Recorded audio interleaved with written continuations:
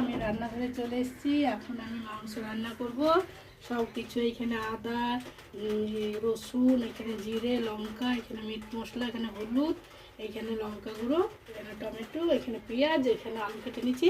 আর এইটা কুমড়ো ফুলের বড়া করব, মানে ডাল বেটে এতে কুমড়ো ফুল দিয়ে দিয়েছি। এখন বড়া করবো।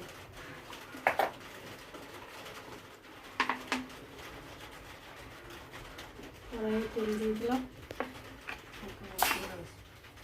তেল গরম হয়ে গেছে, বড়াগুলো ভেজে নেব।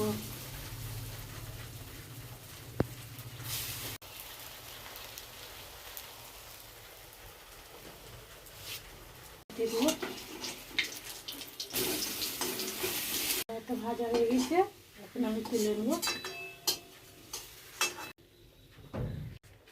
কড়াইয়ে তেল দেব। এখানে আছে তেজপাতা, শুকনো লঙ্কা, গরম মশলা, গোটা জিরে সব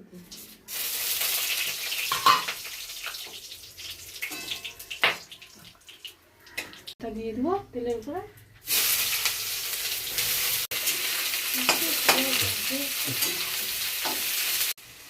পেঁয়াজটা গলে যাওয়ার জন্য লবণটা দিয়ে দেবো।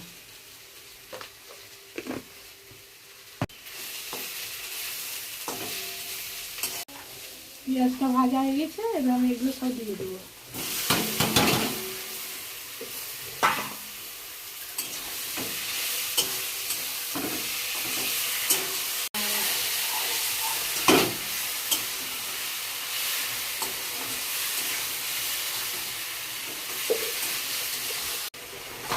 এবার মশলা কষানো হয়ে গেছে, দেখো কি সুন্দর দারুণ করে কষে নিচ্ছি।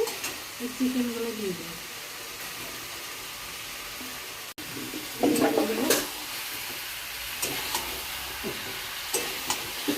আলুটাও দিয়ে দেবো, ওর সাথে কষানো হয়ে যাবে।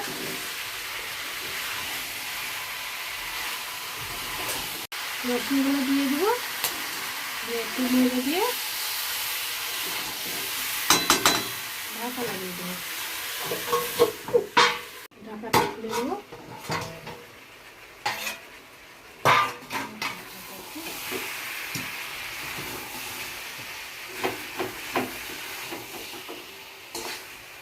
খুব সুন্দর কষানো হয়ে গেছে। এখন আমি একটু জল দিয়ে দেবো সিদ্ধ হওয়ার মতো।